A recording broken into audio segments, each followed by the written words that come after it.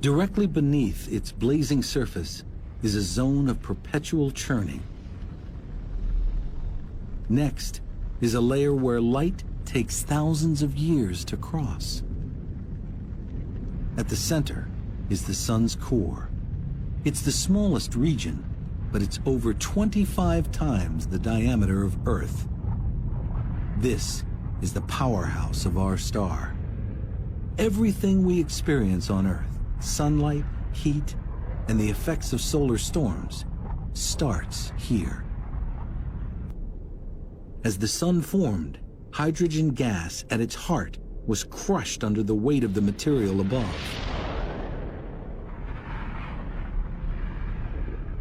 Eventually, temperature and pressure rose so high, the hydrogen atoms broke apart into electrons and protons, creating plasma. And it's under these extreme conditions that something really, really cool happens. Nuclear fusion.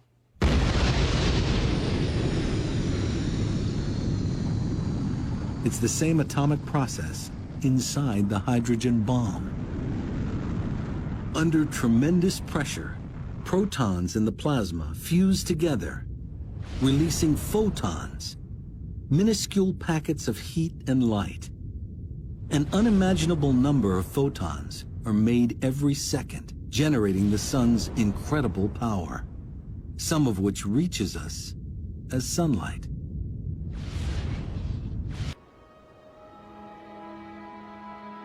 This light, born at the core, reaches us after a remarkable journey.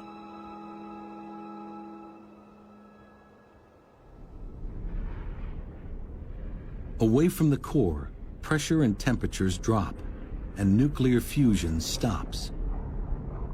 Now, each photon begins a tedious journey through the sun's thickest layer of plasma, a region called the radiative zone. Although squeezed less than at the sun's center, the plasma is still very dense, and photons struggle to move through it. Each packet of energy is continuously absorbed, then spit out by the plasma particles. Though moving at the speed of light, 186,000 miles a second, it takes photons over 100,000 years to cross the zone. Eventually, the photons reach a boundary where pressures drop again. The plasma thins, and moving through it gets easier. The photons still pack a lot of energy. Now, they leak out into the convection zone, heating it from below. The thinner plasma in this zone makes the photons move in a different way. The granulation cells are about the size of the state of Texas. They only last for about 12 minutes, so there's an incredible amount of energy. It's a very dynamic, very chaotic place. And all of the activity is going on the surface of the sun where we can see it. Photons produced at the core finally reach the surface. They emerge as a weakened form of solar energy. This weakened energy reaches Earth in 8 minutes. We know it as sunlight. So 100,000 years, about a month, and then 8 minutes. Once you get to the surface of the sun, it just takes 8 minutes to get to where you can see it.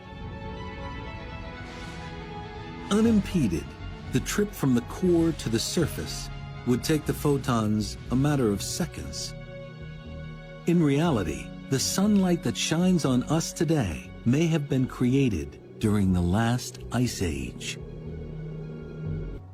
Energy reaching the sun's surface doesn't just result in sunlight. It can also trigger solar storms and superheated bubbles of plasma the size of Alaska. When I look at the pictures, I think they're really beautiful. I'm struck by the dynamics of it. Things are changing all the time, no matter where you look. And I'm also pretty daunted by the complexity of it all. Travel from the poles of the sun towards its equator, and you'd notice it turns faster. Analyzing sound waves inside the sun reveals that the plasma layers beneath the surface also spin at different speeds. That's because they act like fluid, which gets denser towards the core. The interior of the sun is a place of spectacular turmoil. Turmoil that's the key to the sun's magnetism. The motions there, the convection, the differential rotation, the motion from equator to pole, are driving a new force. They're driving a magnetic field. There's a dynamo at work here. Magnetic field lines normally run from pole to pole. But with all the turmoil in the convection zone, that pattern can't last. Rotating layers stretch them horizontally. Convection twists and braids them. Under immense strain, they begin to kink upwards towards the surface. This is beautiful because the hot gas outlines the magnetic field lines that we would otherwise not be able to see. And here you can see even a twisting structure as some of the mass drains back down to the surface, and a lot of it escapes in the eruption. This is the essence of space weather, or solar storms. This explains how flares form, but it's not the end of the story. Crossing magnetic field lines can cause nets of plasma to be flung into space. This is a coronal mass ejection, a CME wave.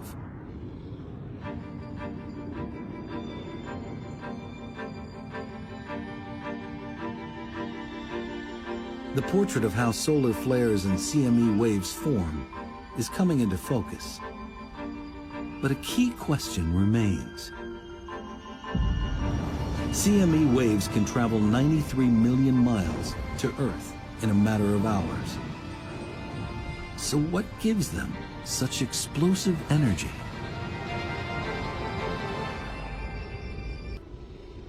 The immense heat of the corona acts like a wind in a raging gale. It's constantly pushing on the plasma draped on the field lines, billowing them out like sails pulling on a mast.